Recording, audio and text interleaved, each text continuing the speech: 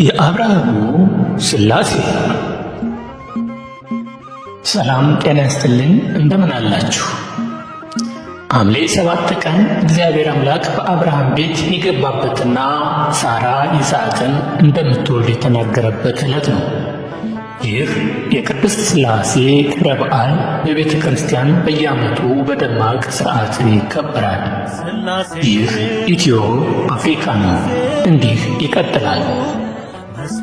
አባታችን አብርሃም ከተመሳቀለ ጎዳና ላይ ድንኳን ሰርቶ መንገደኞቹን ሁሉ በእንግድነት እየተቀበለ ሲያስተናግድ ይኖር ነበር። ጥንተ ጠላታችን ሰይጣን ለተንኮል አያርፍምና ይህንን መልካም ግብሩን ለማሰናከል አሰበ። አስቦም አልቀረም። የተጎዳ ሰው መስሎ ከጎዳና ቆሞ አብርሃም እንግዳ መቀበል እንደተወ እርሱ ሊበላ ሊጠጣ ከቤቱ ቢሄድ ራሱን ፈንክቶ ደሙን አፍሶ አጥንቱን ቀስቅሶ ልብሱን ገፎ እንደመለሰው ወደ አብርሃም ቤት ለሚሄዱ ሰዎች ሁሉ ይናገር ጀመር። በዚህ የተነሳም እንግዳ ወደ አብርሃም ቤት መምጣት አቆመ። በዚህ ጊዜ አብርሃም ማዕደ እግዚአብሔር ያለ ምስክር ወይም ያለ እንግዳ አልመገብም ብሎ 3 ቀን ሳይመገብ ጾሙን አደረ። በሦስተኛው ቀን ይህን ደግነቱም እግዚአብሔር ተመልክቶ በሦስት ሰዎች አምሳል አንድም በሥላሴ ወይም በሦስትነቱ ከአብርሃም ቤት ገብቷል። ቅዳሴ ማርያም አንድምታ ትርጓሜ 4 በኦሪት ዘፍጥረት 18:1-19 ተጽፎ እንደምናገኘው በቀትር ጊዜ አብርሃም በድንኳኑ ደጃፍ ተቀምጦ ሳለ እግዚአብሔር በሦስት ሰዎች አምሳል በመምሬ አድባር ዛፍ ተገለጠለት። አብርሃምም 3 ሰዎች ቆመው ባየ ጊዜ ሊቀበላቸው ድንኳኑ ደጃፍ ተነስቶ ወደ እነሱ ሮጠ። ወደ ምድርም ሰገደና አቤቱ በፊትህ ሞገስ አግኝቼ እንደሆነ ባሪያህ አትለፈኝ ብሎ ተማጸነ። በመከተልም አብርሃም ጥቂት ውሃ ይምጣላችሁ፣ እግራችሁን ታጠቡ፣ ከዚህም ዛፍ በታች ረፉ፣ ቁራሽ እንጀራም ላምጣላችሁ፣ ልባችሁንም ደግፉ፣ ከዚያም በኋላ ትሄዳላችሁ፣ ስለዚህ ወደ ባሪያችሁ መጥታችኋልና ሲላቸው እነርሱም እንዳልህ አድርግ አሉት። የኦሪት ዘፍጥረት አንድምታ ትርጓሜ። ኦሪት ዘፍጥረት እንደሚያስረዳው አብርሃም ሥላሴን ጌቶች ከቤት ገብታችሁ ረፉ ሲላቸው ደክሞናልና አዝለህ አስገባን አሉት።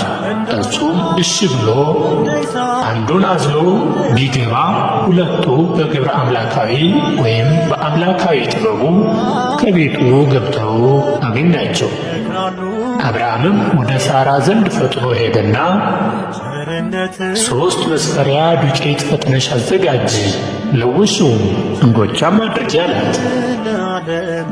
እርሷም እንዳዘዛት አደረገች። አብርሃምም ወይፈን አወራርዶ አዘገጃጅቶ ተመገቡ።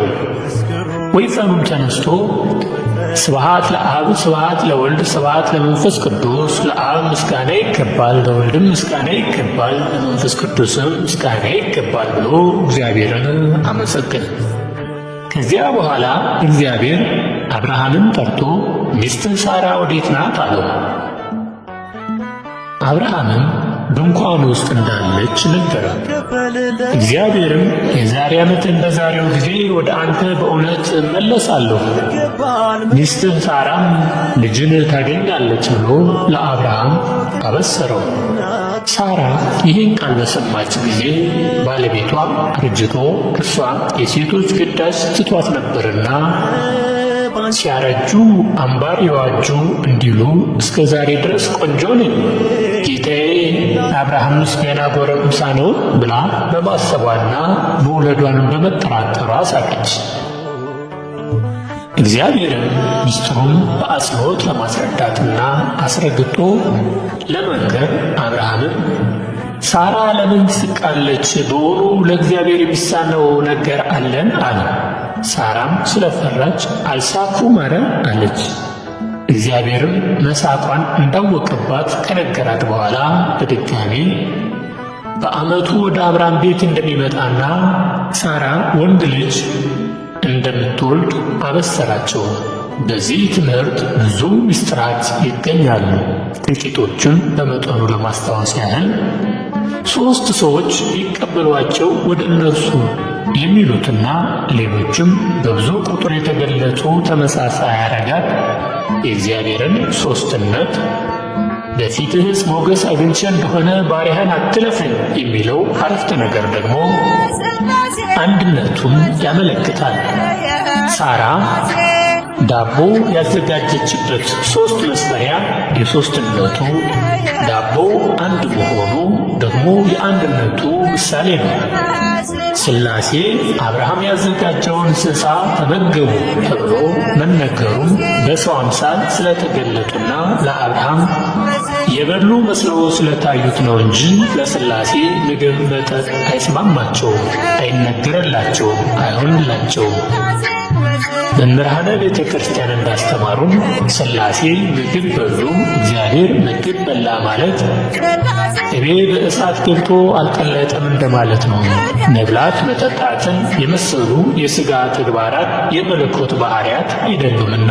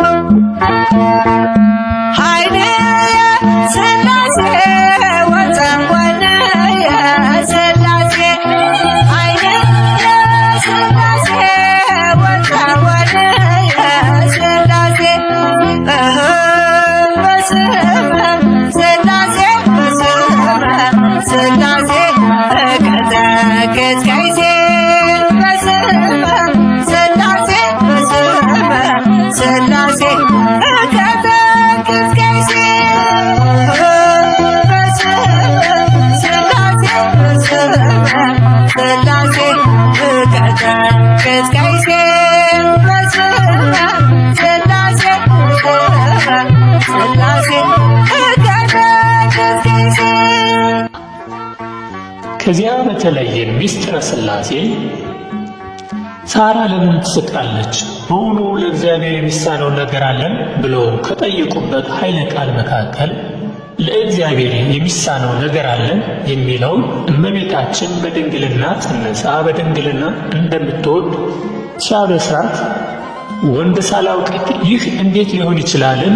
ሉቃስ 1 ላይ ብላ በጠየቀችው ጊዜ መልአኩ ቅዱስ ገብርኤል ደግሞ መናገሩ የእግዚአብሔር ቃል በዘመን ብዛት የማይለወጥ ሕያውና እውነተኛ መሆኑን ያጠይቃል። እግዚአብሔር አብርሃምን ሳራ ወዴት ናት ሲል መጠየቁ ያለችበት ጠፍቶ ሳይሆን የሚነግራት ታላቅ ምስራች እንዳለ ለማጠየቅ ነው። ሰውን ያለበትን ጠይቆ ጠርቶ አቅርቦ አስደሳች ዜና መንገር የተለመደ ነውና ይኸውም አዳም ወዴት ነህ ከሚለው ጥያቄ ጋር ተመሳሳይነት አለው። ዘፍጥረት 3:9 እግዚአብሔር አምላክ አባታችን አዳምን ወዴት ነህ ሲል የጠየቀው ያለበትን አላውቅ ብሎ ሲሆን ቃል በቃል ያናግራቸው ከልጅ ተወልጄ አድንሃለሁ የሚለውን የድኅነት ቃል ኪዳን ሊሰጠው ፈቅዶ ነበር። እንደ አዳም ሁሉ ለሳራ በጊዜው ይህን ይስሐቅን እንደምትወልድ ለፍጻሜው ደግሞ ከአብርሃም ዘር ከምትሆን ቅድስት ድንግል ማርያም እግዚአብሔር ሥጋ ለብሶ እንደሚገለጥና ዓለሙን እንደሚያድነው ለመንገር አብርሃምን ሚስትህ ሳራ ወዴት ናት ሲል ጠይቆታል። ከዚያም ይስሐቅን መውለድ አብስሯቸዋል።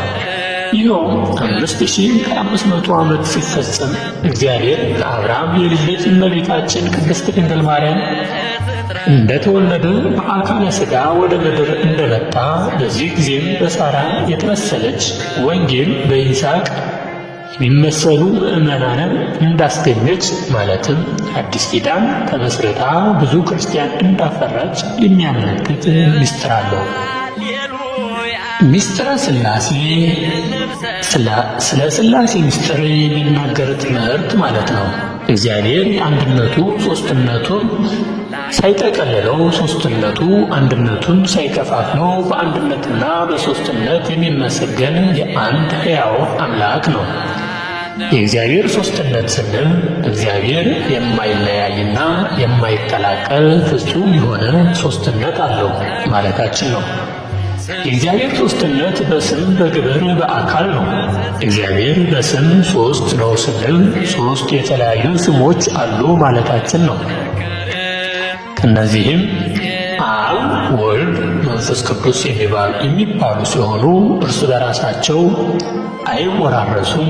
አንዱ የሌላው ስም አይጠራም። ዘፍጥረት 1:2 ምሳሌ 30:4 ይመልከቱ። እግዚአብሔር በግብር ሦስት ነው ስንል ሦስት የተለያዩ የአካል ሥራዎች አሉት ማለት ነው። እነሱም መውለድና ማስረጽ የአብ፣ መወለድ የወልድ፣ መስረጽ የመንፈስ ቅዱስ የሚሉት ሲሆኑ በአካል ግብር ይባላሉ። መዝሙር 2:7 እግዚአብሔር በአካል ሦስት ነው ማለት ደግሞ ለአብ ፍጹም መልክ፣ ፍጹም ገጽ፣ ፍጹም አካል አለው። ለወልድ ፍጹም መልክ፣ ፍጹም ገጽ፣ ፍጹም አካል አለው። ለመንፈስ ቅዱስ ፍጹም መልክ፣ ፍጹም ገጽ፣ ፍጹም አካል አለው ማለታችን ነው። የሦስትነቱ የእግዚአብሔር ስሞች ትርጉም አብ ማለት አባት ማለት ሲሆን የሚወልድ የሚያሰርጽ ወይም የሚያስገኝ ያለ እናት ወልድን የወለደ መንፈስ ቅዱስን ያሰረጸ ነው። ወልድ ልጅ ማለት ሲሆን የሚወለድ ወይም ያለ እናት ቅድመ ዓለም ያለ አባት ድኅረ ዓለም የተወለደ ነው። መዝሙር 2:7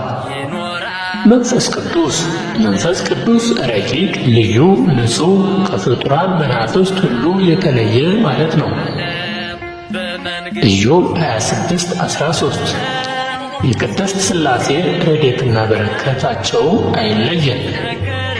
ሥላሴ አንድነትና ሦስትነት በብዙዎች ዘንድ ግራ የሚያጋባ አለ። ሆኖም ግን አበው ሁልጊዜ የሥላሴ ምሳሌ ሲሰጡ በፀሐይ ይመስሉታል። የሰው ልጅስ በእውን ፈጣሪውን እንዴት አድርጎ አይቶ እንዴት አድርጎ ይገልጸዋል? ምክንያቱም አምላክ በሰው አንደበት በፍጹም የሚገለጥ አይደለም። እኛ ኢምንት ከሁሉም በላይ ኢምንት ነን። ሆኖም ግን በሱ ፈቃድ በሱ ቸርነት በአምላካችን በአባታችን በሱ ፈቃድ የእሱም ነገር ይሄ ነው እንላለን እንጂ። በመሆኑም የሰው ልጅ አምላክን በፍጥረት ሲገልጸው በመጨረሻዋ በፀሐይ ይገልጸዋል። ከዚህ ሌላስ አምላክን የሚገልጽለት አንደበቱን አላገኘም። በመሆኑም በፀሐይ ሲገልጥ አምላክ ሥላሴ በፀሐይ ይመሰላል። ፀሐይ ክበብ ነው ይላሉ አባቶቻችን። ፀሐይ ክበባት ናት። ፀሐይ አንድ ናት፣ ግን ሦስት ናት። ፀሐይ አንድ ናት ስንል የምናያት ብርሃነ ሙቀት ያላት በክበብ መሃል ያለች ስትሆን አንድነቷ ፀሐይ ብለን አንድ ፀሐይ ብለን እናያለን። ሆኖም ግን ፀሐይ በሦስት ሲገለጡ ደግሞ ፀሐይ ብርሃን አላት፣ እንደገና ሌላ ሙቀት አላት። ግን ፀሐይም ብርሃንም የሚገኘው በአንዲት ፀሐይ ብቻ ነው። ይህ ማለት በአንዲት ፀሐይ ብርሃንና ሙቀት ይገኛል ማለታችን ነው። ብርሃኑ በፀሐይ ሲወጣ በጠዋት ተነስተን ፀሐይ ወጣች ወይም ፀሐይ ተወለደች እንላለን። ማታ ደግሞ ፀሐይ ጠለቀች እንላለን። ፀሐይ ወጣች ወይም ፀሐይ ተወለደች ስንል ፀሐይ ብርሃኗን ስታወጣ ነው። ብርሃንና ሙቀቷን ስታወጣ ነው። ብርሃኗን ኢየሱስ ክርስቶስ ነው። ስለዚህም ኢየሱስ ክርስቶስ ብርሃናዊ ይባላል። ሙቀቷ ደግሞ መንፈስ ቅዱስ ነው። መንፈስ ቅዱስ ሰራጺ ነው። ሲጸርስ ግን ብርሃን ይታያል፣ መላው ዓለምንም ያበራል። ሙቀት ግን አይታይም፣ ግን ይሰርጣል። በመሆኑም አባቶቻችን ፀሐይ ብርሃን ስታወጣ ብርሃኗን በኢየሱስ ክርስቶስ ሙቀቷን በመንፈስ ቅዱስ ይመስሏታል። ሆኖም ግን ፀሐይ ብርሃኗን ስታወጣ ሙቀቷንም ስትሰጥ ያችው በአንዲት በፀሐይ ውስጥ ሆኖ ነው። በመሆኑም ብርሃኗ በመውጣቱ ከፀሐይ ተወለደች እንላለን። ኢየሱስ ክርስቶስም ከአብ ተወለደ እንላለን። ሙቀቷም አትታየም፣ ግን በሰው ልጅ በረበበች ጊዜ፣ በወጣች ጊዜ፣ ሙቀቷን በሰጠች ጊዜ ፀሐይ ሙቀቷን ስትሰጥ መንፈስ ቅዱስም እንደዚሁ የማይታይ ግን የሚረብ በላይ የሚሆን የሚወጣ ነው። ስለሆነም በአንዲት ፀሐይ እንደ እግዚአብሔር ብርሃኗን እንደ ኢየሱስ ክርስቶስ ሙቀቷን እንደ መንፈስ ቅዱስ በአንዲት ፀሐይ አንድ እግዚአብሔር ሙቀቷና ብርሃኗን ደግሞ ወልድና መንፈስ ቅዱስ ሙቀቷ ስለሚሰርጥ መንፈስ ቅዱስ ሰራጺ እንላለን። ፀሐይ ስለምትወጣና ብርሃን ስለምትሆን ኢየሱስ ክርስቶስ ተናጋሪ ነባቢ ነው እንላለን። ስለዚህ የሰው ልጅ አምላክን ሲገልጽ በዚች በፀሐይ ብቻ ነው። ምክንያቱም አምላክ አይገለጽምና፣ ይሄ ነው ተብሎ አይነገርምና። አምላክ እንዲህ ነው ብሎ መናገር ኃጢአት ነው፣ ከኃጢአትም በላይ ኃጢአት ነው። ግን እንደሱ ቸርነት ሥላሴ ማን ነው ስንል አንድነቱና ሦስትነቱን ስንገልጽ በምድር ላይ ያለን ብቸኛዋ መለያችን በፀሐይ ምሳሌ ነው። እግዚአብሔር አምላክ ከሁላችን ጋር ይሁንና የቤተ ክርስቲያን ሊቃውንት እንደተረጎሙልን የአብርሃሙ ድንኳን የእመቤታችን ሥላሴ ነው።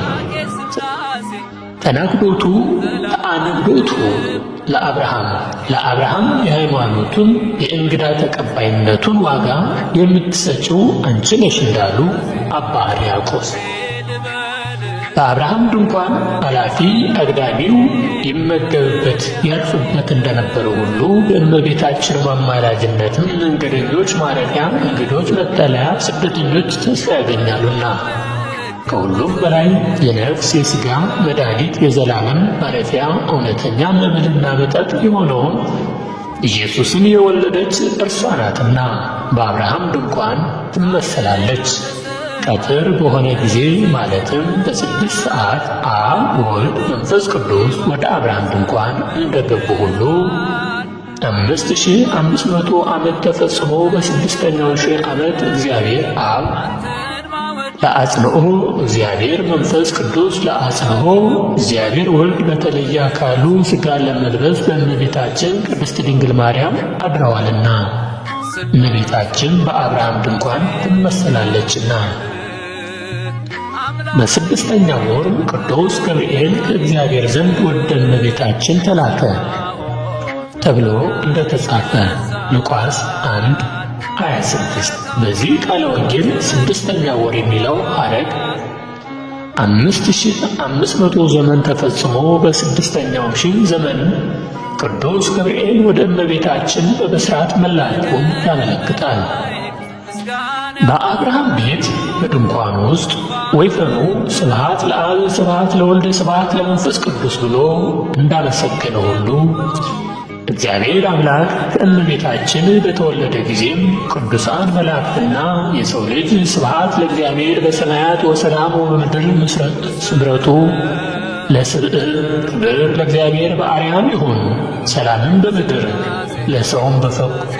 ለሰውም በጎ ፈቃድ እያሉ እግዚአብሔርን በአንድነት አመስግነዋል። ሉቃስ 2:10 እግዚአብሔር አምላክ ለአብርሃም ይስሐቅን መውለድና በሥጋ ማርያም መገለጡን በነገረ በኋላ ተመልሶ ሄደዋል ስንል ሥላሴ ከአብርሃም ቤት በሰው አምሳል ሲወጡ መታየታቸውን ለማመልከት እንጂ እግዚአብሔር መሄድ መምጣት የሚነገርለት ሆኖ አይደለም። እርሱ በዓለም ሁሉ ሰፍኖ የሚኖር አምላክ ነውና። ነገር ግን በልዩ ልዩ ምሳሌ እየተገለጠ ጸጋውን በረከቱን ማሳደሩን ለመግለጽ መጣ፣ ሄደ፣ ወረደ፣ አረገ እየተባለ ይነገርለታል። ትምህርታችን ለማጠቃለል ያህል ሐምሌ 7 ቀን እግዚአብሔር በአብርሃም ቤት ተገኝቶ ይስሐቅን መውለድና የእግዚአብሔርን ሰው መሆኑ የተናገረበት ዕለት ከመሆኑ ሌላ የአብርሃምን ዘሩን እንደሚያበዛለትና አሕዛብ ሁሉ በእርሱ እንደሚከብሩ ማለትም ከአብርሃም ዘር በተገኘው በኢየሱስ ክርስቶስ አሕዛብ እንደሚቀደሱ ይህንን ምስጢርም እግዚአብሔር ከወዳጁ ከአብርሃም እንደማይሰውር ቃል ኪዳን የገባበት ቀን ነው። በተጨማሪም እግዚአብሔር በኃጢአታቸው ብዛት የተነሳ ሶዶምና ገሞራን ያጠፋቸው አብርሃምን በአማላጅነት በእግዚአብሔር ፊት ቆሞ የተማጸነው በዚሁ ዕለት ነው። ቅዱሳን በእግዚአብሔር ፊት ቆመው ዘወትር ስለ ሰው ልጅ ድህነት እንደሚጸልዩና እንደሚማልዱ እንደ አብርሃም ልቦናቸው ቅን በሆነና በለጋሾች ማለትም ምጽዋትና እንግዳ መቀበልን የዘወትር ተግባራቸው አድርገው በሚኖሩ ሰዎች ቤት እግዚአብሔር እንደሚገኝ እግዚአብሔር በረድኤት ወደ ሰው ቤት ሲገባም የተዘጋ ማኅፀን እንደሚከፍትና ቤቱን በበረከት እንደሚሞላ እንዲሁም የተሰወረ ምስጢር እንደሚገልጽ ከዚህ ታሪክ እንረዳለን። ከዚህ ሁሉ ጋርም እግዚአብሔር አምላክ በአንድነቱም በሦስትነቱም እየታየ አምላክነቱን ለዘመናት እንደሚገልጥና የቸርነቱን ሥራ እንደሚሠራም ከታሪኩ እንማራለን። በአጠቃላይ ይህ የእግዚአብሔር በአብርሃም ቤት የመገለጥ ትምህርት በአንድ ወቅት ብቻ የተፈጸመ ነበር እየተባለ የሚነገር ያለፈ ታሪክ ሳይሆን ለዘላለሙ ሲነገርና ሲፈጸም የሚኖር ሕያው ቃል ነው። ይህን የእግዚአብሔርን ለቅዱሳን በልዩ ልዩ መንገድ እየተገለጠ ለዘመናት የሚያደርገው ድንቅ ሥራና ተአምር መገንዘብ እንችላለን። ዛሬም ሀብት ንብረት ያለን ምዕመናን በትሩፍት ሥራ በመሥራት ማለትም እንግዶችን በመቀበል ለተራቡ በማብላት በመመጽወትና በመሳሰለው ተግባር ከኖርን በቂ ንብረት የሌለን ደግሞ ልቦናችን ንጹሕ ከማድረግና ከኃጢአት ከመለየት በተጨማሪ ለተቸገሩ በመራራት በደግነት በቀና አስተሳሰብ ከተጓዝን እግዚአብሔር በሕይወታችን ውስጥ ያድራል፣ አድሮም ይባርከናል፣ ይቀድሰናል። እርሱ ያደረበት ሰውነት ይባረካል ይቀደሳልና። ደግሞ ልጅ የሌለን ልጅ፣ ዘመድን ላጣን ዘመድ በመስጠት ዘራችንን ይባርካል። በጥቅሉ የልባችንን መሻት አውቆ የምንችለውን መልካም ነገር ሁሉ ይፈጽምልናል። ይህ ሁሉ የእግዚአብሔር ጸጋ ይብዛልን ዘንድ እኛም በርትዕት ተዋሕዶ ሃይማኖት እንጽና፣ በክርስቲያናዊ ምግባርም እንትግባ። ፈጣሪ አምላክ ከሁላችን ጋር ይሁን። አገር ውስጥም በውጭ አገርም ያላችሁ ሁሉ የሥላሴ በረከት ከእናንተ ጋር ይሁን። አሜን። ኢትዮ አፍሪካ የዚህ ዓለም ጣጣ ጉዞ ቢወሳሰብ ይመዘዛል ወዶ አምላክ ባንተ ጥበብ